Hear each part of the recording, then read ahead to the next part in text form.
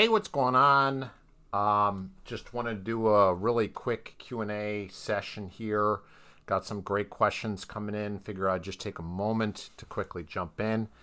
Then we'll touch on a Reddit poem, but we're actually not going to look at the text. We're just going to touch on this kind of question that it raises. Let's get right into it.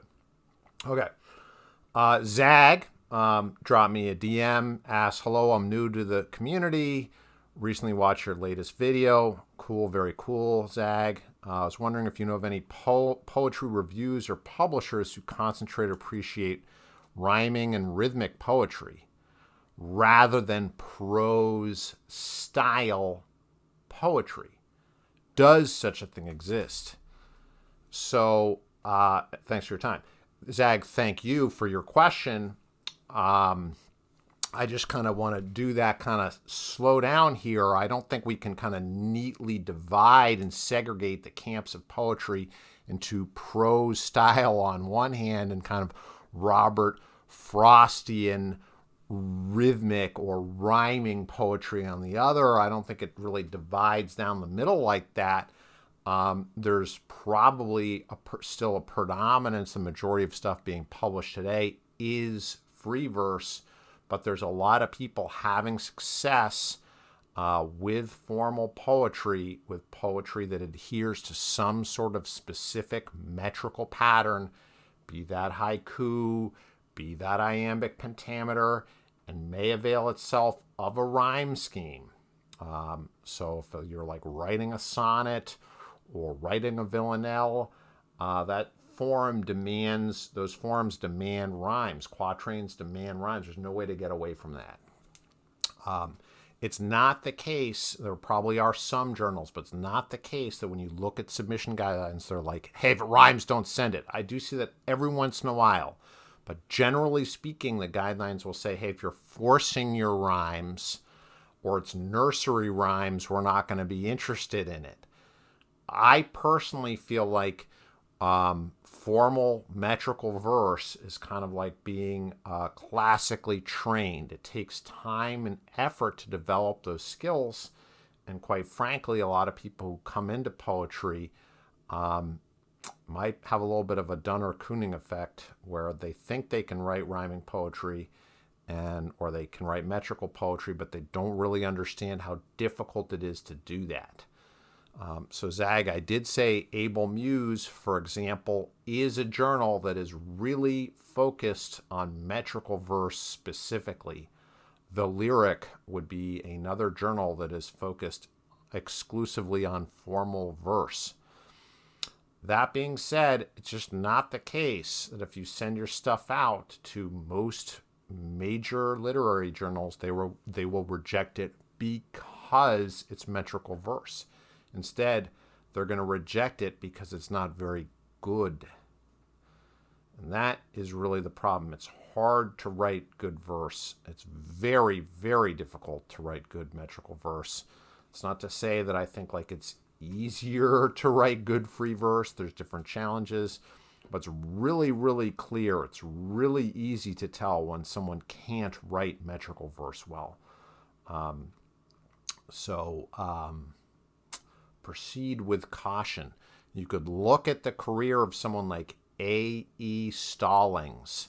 She writes mostly metrical verse, and she is published just about anywhere she wants to be.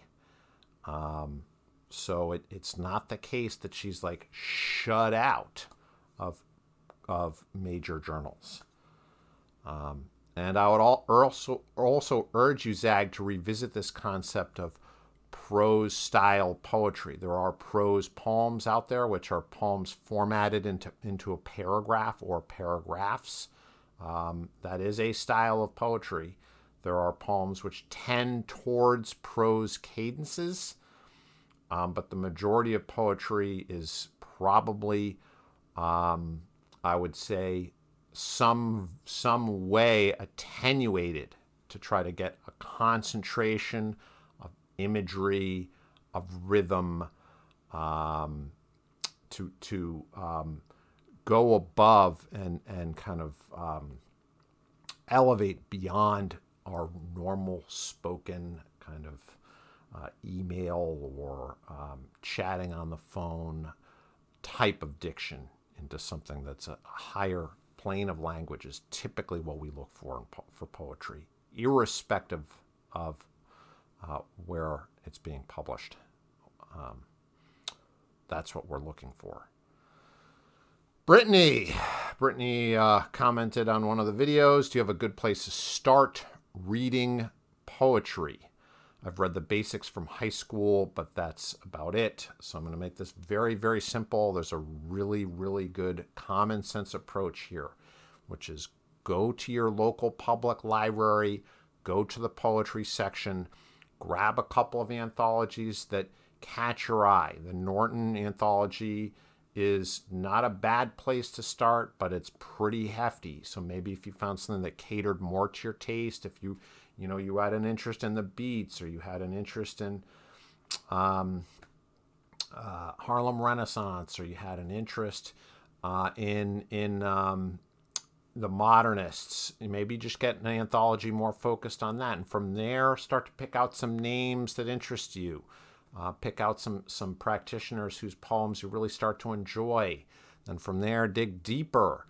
And really start to immerse yourself in their writing. Get their selected works, and if you want to go from there, you try to get everything they wrote. Get their collected works.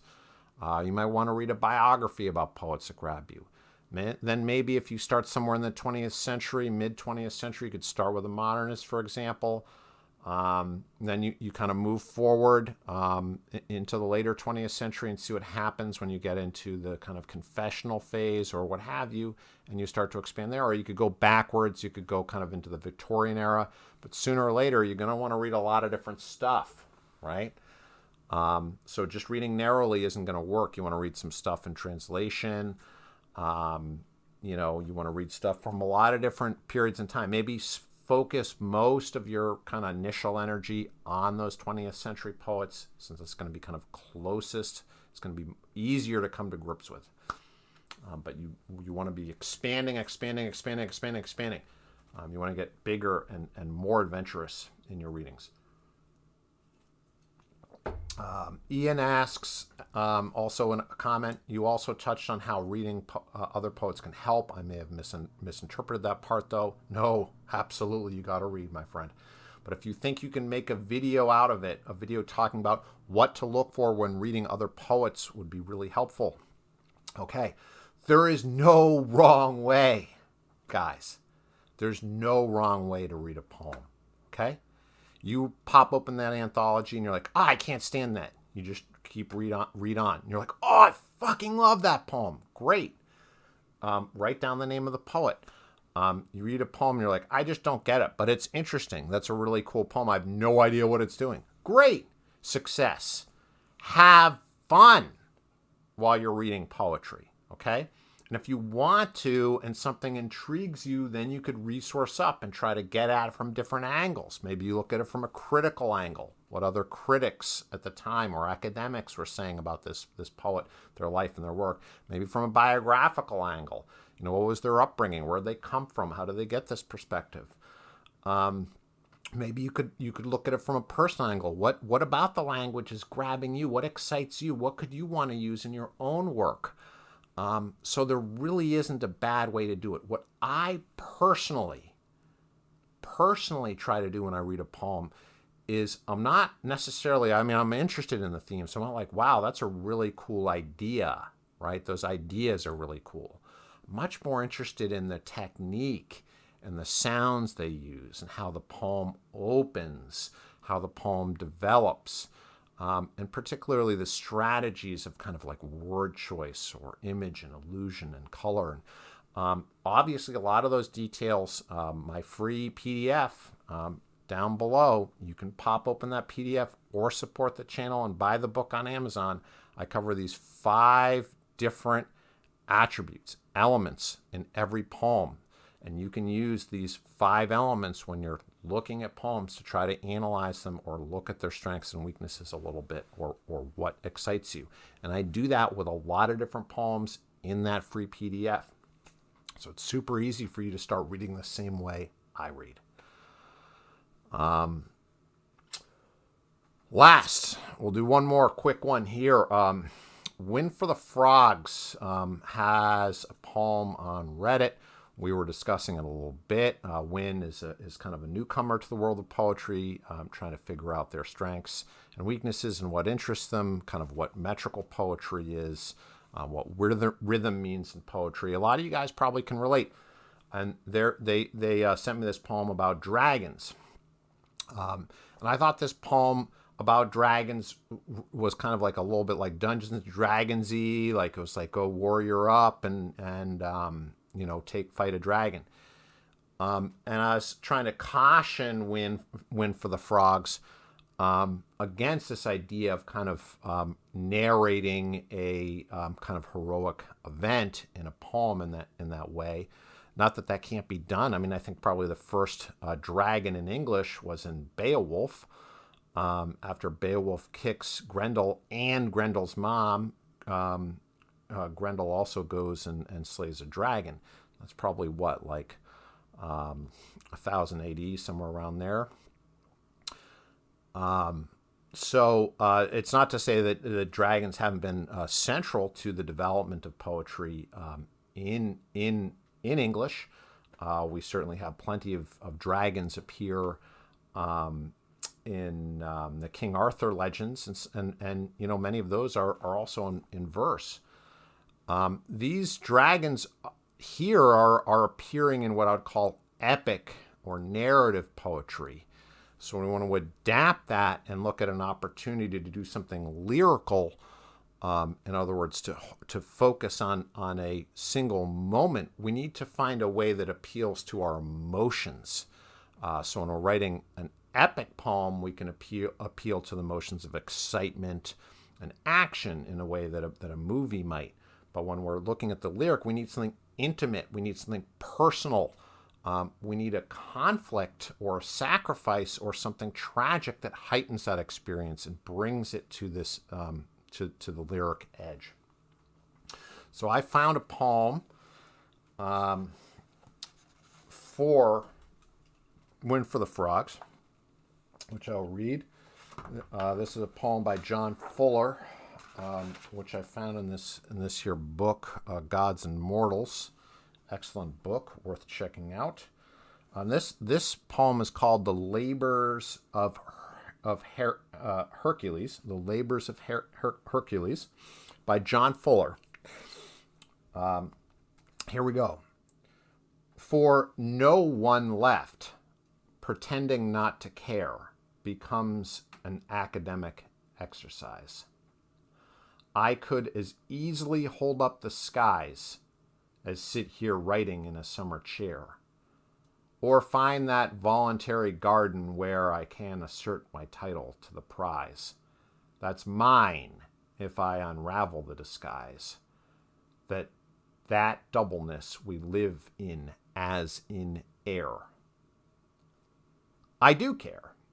Even at the 11th hour, one has to hope for a miraculous birth, though from the golden tree the dragons sigh, who have the whole of life within their power, who will yield nothing, and when the widowed earth will sit there bravely smiling and not cry. So this poem is looking at an instant where Hercules in this poem fights this dragon Ladon, or serpent, that sits in this garden of the Hesperides, guarding these apples on this golden tree. So there's kind of this Adam and Eve mythology here. John Fuller skillfully ties this into kind of the Christian mythology that will follow, but also personalizes this. I could as easily hold up the skies as sit here writing in a summer chair. So the act of writing, he becomes a kind of a Hercules writing. Hercules in the myth does not defeat the dragon, laid on, but convinces the Titan Atlas to get the apples for him and says, Atlas, why don't you take a break from holding up the sky? I'll take on your job and why don't you fetch me those apples or fetch yourself those apples? And after that little ploy succeeds, Hercules has to figure out a way to talk Atlas back into holding it up again. I think he says, I have to straighten my pants or tighten my belt or something like that. Do you mind just holding it for a moment? And Atlas is tricked back into holding up the sky again. In the poem,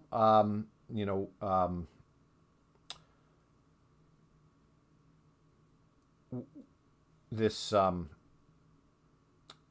holding up the sky is seen as this kind of whimsical thing that can just be dreamed or thought of by the speaker of the poet, by the speaker of the poem, by the poem's force of creation, by the poetic act of imagining something. Kind of imagining makes it so. That's why it's this voluntary garden where I assert my title to the prize. Complicated poem. I'm not saying that you need to do as John Fuller has done to put a dragon in your poem, but the dragon placed into Fuller's poem is done in this way to kind of dilate, to open up all these mythical possibilities of what it means to write poetry, to be part of this inheritance of the classical tradition. And when we put a powerful symbol into a poem, be it a dragon, be it a hero from mythology, be it a god, be it a serpent, Adam and Eve, whatever it is, when we inject them into a poem, we need to make the best use of that. We can't kind of let them lie flat. We need to perform some service that shows our depth that we're able to go in pursuit of the meaning and associations that these myths carry. If we can't do that, if we can't come to grapple, come to engage meaningfully with that dragon, I think it will essentially incinerate us, and the reader will know that you were not up to the task. Make the dragon specific if you're going to put a dragon in your poem. Or make it very unspecific, I suppose. Blake has his famous Tiger of the Night, this heavily symbolic poem. But I would suggest instead, when you put the dragon in, put the dragon of Beowulf in. So why does Beowulf go and kill this dragon? What's the point? Why? Just a needless extra, tacked on at the end. Tell a story about our desires and our what we want as people with dragons. Dragons are often a symbol of kind of become a symbol of kind of nations. Well, that's why you see them on flags so often. So they're complicated in that way, but they bite back. I don't want to say to people all the time, don't do this, don't do that, don't do this, don't do that. But I think to a certain extent, we have to understand the lyric poem, the short poem, not an epic poem, but the short poem is devised to accomplish certain types of things. It can't do everything. What we want to do is we want to show multiple sides of something. We can't kind of let the dragon lay flat. We have to give it this shadows. Let it cast a shadow across the text. Challenge yourself and challenge the reader when you put a dragon in your poem. Thank you so much, and we'll all talk soon, very, very soon. Have a good one.